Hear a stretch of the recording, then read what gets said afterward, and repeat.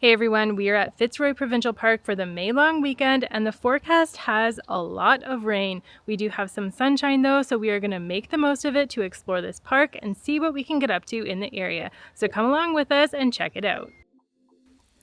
Fitzroy Provincial Park is located approximately 4.5 hours from Toronto and about 45 minutes from Ottawa. The park is situated on the Ottawa and Carp Rivers and has 2 campgrounds offering both electric and non-electric campsites. You can even get some great sights with river views. When we arrived, the park office was closed, but a good thing to note is that this park is paperless.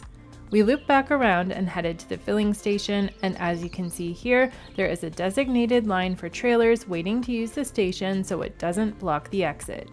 There are 2 dumping stations and 2 filling stations here, and the potable water hoses were threaded. There was also a water filling station on the other side of the park office, but it was out of order when we arrived and fixed later in our stay. After we filled up, we stopped to grab a map and then headed to our site.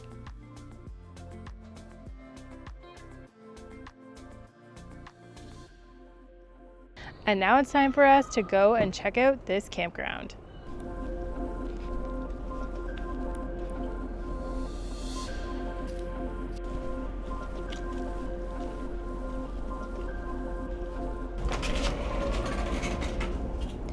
And we've got some vault toilets here. There is a hook if you want to hang something up. And some running water and soap. Way over here, you can maybe see that the gate is closed because this part of the campground still isn't open, but the pathway is, and we are going to continue this way. And at the bottom of the hill, it says steep hill, no trailers. So you definitely don't want to take your trailer up that hill. Not that you can anyways right now, because I think this entire section is still closed. They've got all of the picnic tables piled up over here. There are a bunch of riverfront campsites down here, non-electric. So there's one $2.99, and then there was one back over there that have really good river views. And Site 300 over here kind of feels like you would be camping in Fern Gully if Fern Gully was a campsite. If anyone knows that movie, it just feels like Fern Gully down here. And it's right beside a path here that takes you up to the bridge. There are quite a few sites over here that seem to be underwater right now. So this section is closed. It did have the gate up, but the pathways still allow you in it and they weren't closed. So we are just exploring over here. Site 245 and the one like right behind it are electric sites, and they are basically completely underwater. And there is just a lot of flooding over here.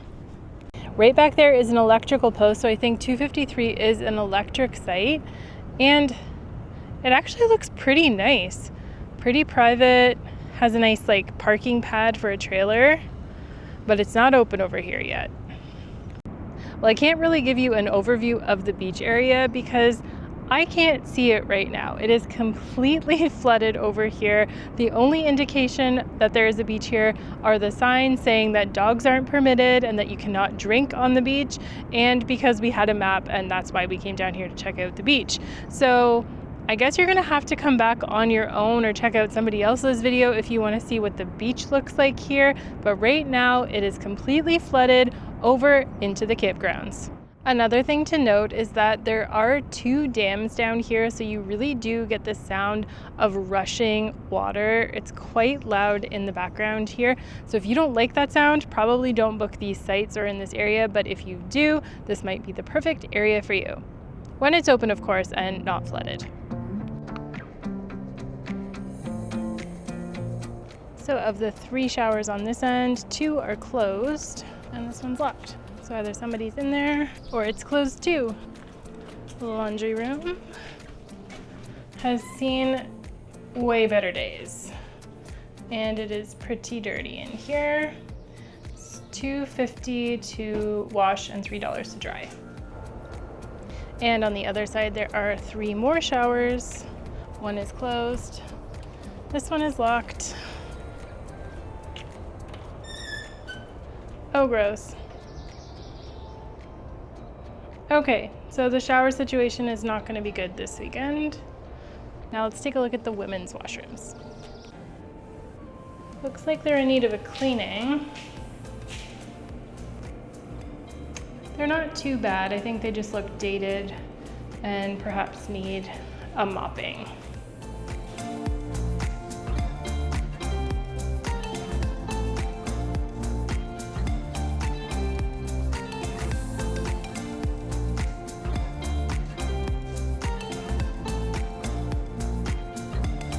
There are a bunch of sites here that are just kind of like right open to the road. It's almost like you're camping in a field. And site 206 also looks like a really nice site, but it is closed for rehabilitation. So when this one opens, this one also looks like a pretty nice site. I'm gonna go out on a limb here and say that our site is probably the nicest site in this area that's currently operating, because we didn't go see all of those sites down there. But 220 is pretty nice, pretty private, and in a great location. So I would recommend our site. And this is the top of our loop.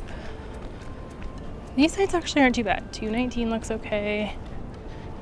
221 looks okay.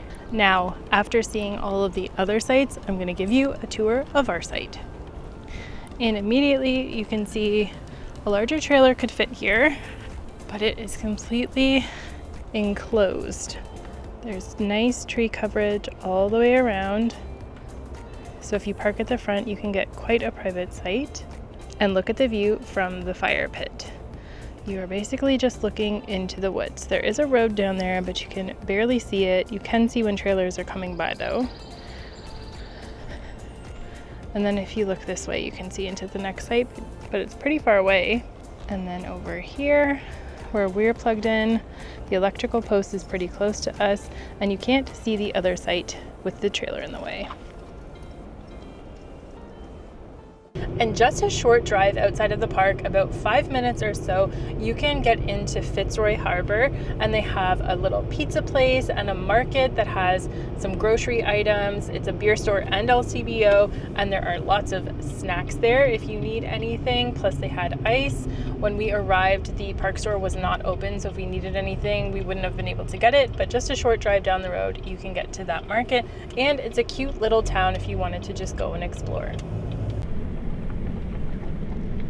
Many of the sites in the Pine Grove Campground are non-electric, and they have amazing views of the river.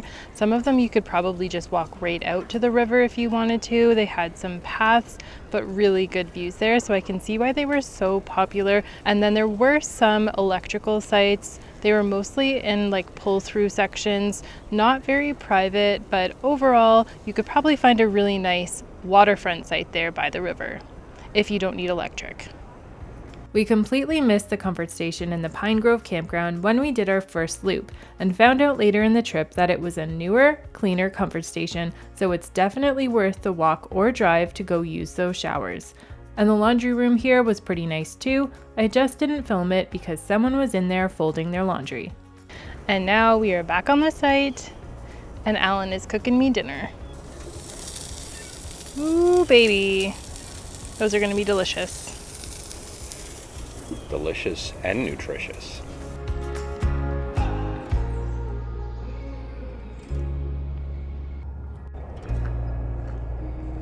The boat launch is closed, and I bet you can see why. It is completely flooded back there. So there's no boat launch, at least on the May long weekend. I'm not sure how long it's going to take to unflood and reopen, but just something to know if you're coming here in the immediate future. Maybe call and check and see if the boat launch is open if you're planning on using it. Down at the day use area, they have a volleyball net and very well manicured grass. Plus there is a small playground for children, and it looks like there are some washrooms over there in the distance, and there is lots and lots of parking down here. They also have stands where I believe they would have rentals for canoes and kayaks, but they are just not out yet. And over here is the beach area. From what we can see, the water still looks high here, but it looks like a nice sandy beach. And the washrooms here are actually pretty clean compared to the actual comfort station, which is surprising since this is the day use area. Overall, not too bad. I would actually make the walk here if I had to, rather than using the comfort station, because the comfort station is much older and out of date and seemed a little bit dirty, at least on our visit. And I'm happy to report I've had an official animal sighting. I saw a deer. Alan said he saw a deer this morning and had video proof, but I didn't see it with my own eyes, and I just saw one, so that's pretty exciting.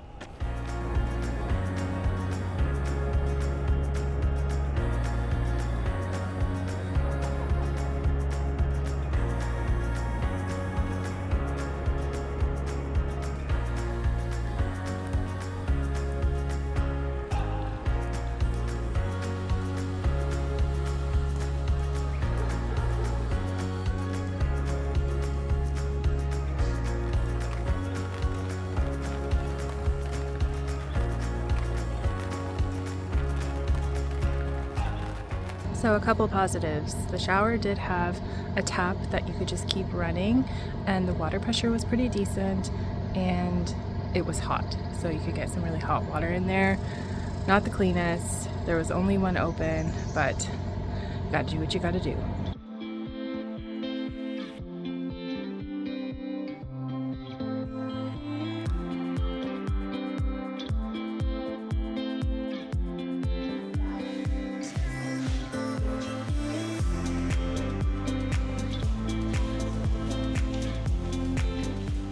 We are walking through the blast tunnel right now, and I think this is where we go get our tickets. This is where the sign pointed us to.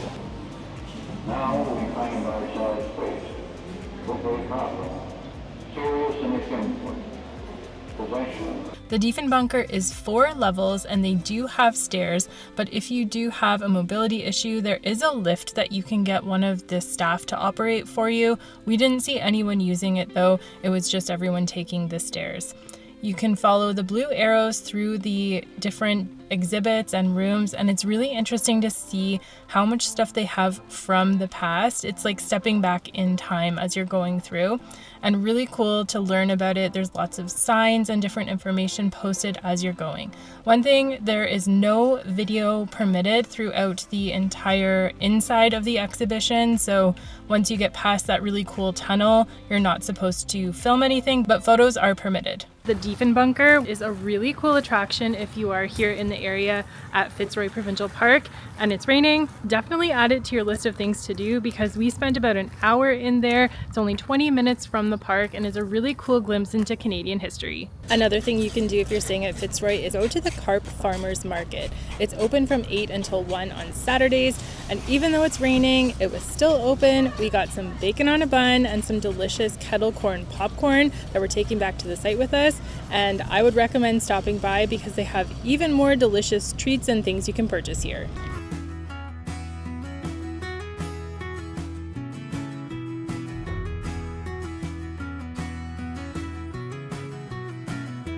Next up was Ridge Rock Brewing Company, which was just down the street. We split a flight to sample some of their beers and also got a huge order of sweet potato fries that were very delicious.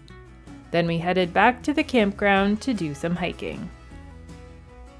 We are doing the Terraces Trail today. It is a 1.6 kilometer loop and it is moderate difficulty and should take us about 1 hour. And unfortunately, this is the only trail that is open this weekend because the other trail is closed due to flooding.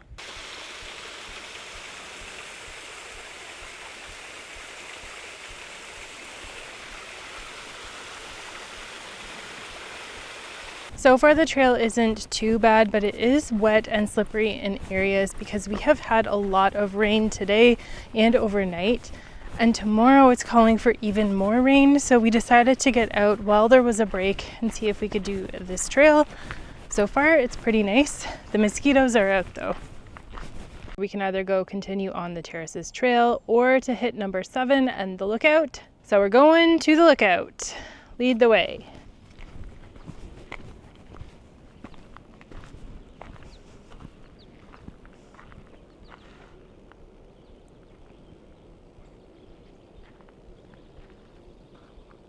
We just finished the trail and it took us about 45 minutes, and we did stop to take a couple pictures along the way, especially at the waterfall because that's a really pretty area.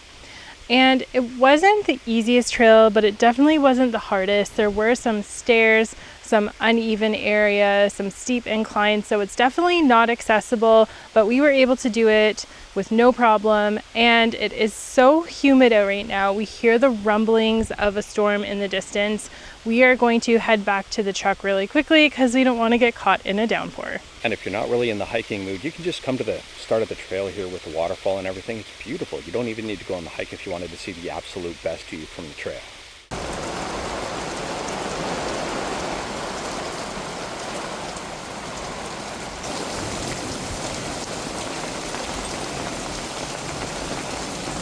So this has always been a pain for us. And we were charging here for the cameras. Now what's going on over here? Working on some shorts. Well, good morning from what is going to be our final day here at Fitzroy Provincial Park. We have so much rain in the forecast that we've just decided to pack up early and head home. And we have a couple places that we still need to go check out in the park, including the park store, because I have not gotten my Fitzroy sticker yet, and that needs to be done before we leave. So we're gonna go check out the rest of the park, pack up, and then we're gonna head home. So our first stop we're checking out is a picnic area and viewpoint that is located right when you're coming into the park. So you can either go straight, which will take you to this picnic area, or you can turn and go to the camping section. There is a big grassy area here with tons of picnic tables. They also have washrooms, and there is a viewpoint, which I'm going to check out now. We almost didn't come down here, so definitely make sure you come to this spot if you want to get a nice viewpoint and learn a little bit more about the Ottawa River. It's actually pretty cool. And now we're headed to the park store. The park store here has quite a bit in the way of amenities. There's lots of little things like toiletries, camping goods, food as well. They also have a little refrigerated section with some refrigerated food that you can pick up. Ice cream, you can get Kawartha Dairy ice cream. They also have ice cream bars and souvenirs. And most importantly of this whole visit, I got my sticker, and that's what I came for. Well, we're coming close to the end of our stay, and that means it's time for me to let you know what we thought of this park. So let's start with what I thought were the positives of this campground. They had some great waterfront campsites that were non-electric in the other campground, and there were also some nice waterfront sites in our campground, although that section was flooded on our visit. The trail here that we were able to do was quite nice, and we suspect that the other one would be nice too, but again, while we were here, that one was flooded, so we couldn't try it out. Walking through this park is actually really great. It's very easy to walk from one campground to the other, and so the lack of trails didn't really bother us because we found that we could just walk through the campgrounds. This park is also great if you want to get out exploring. You can easily head into Carp, into Fitzroy Harbor, and also make a day trip to Ottawa to check out some of the sites and attractions. And now for the less positive aspects of this park, and I'll start with our comfort station in our campground. It was really outdated and rather dingy in there, so it's definitely due for an upgrade. There is a nicer comfort station though in the other campground, so if you want to walk over there or drive, I would recommend it.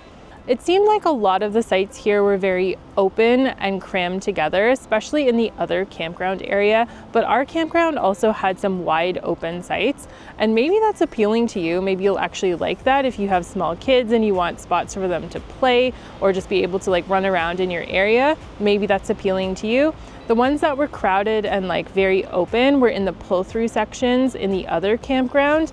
Not our type of camping, but maybe that's what you like. So it's kind of a negative for us, but maybe wouldn't bother you at all. Overall, we've had a pretty great time exploring this park and the surrounding area because there are tons of local attractions you can check out. And if you've enjoyed coming along with us, don't forget to leave a like, subscribe to my channel, and hit that notification bell because I have even more travel and camping videos coming soon. Thanks for watching, and I will see you in the next one.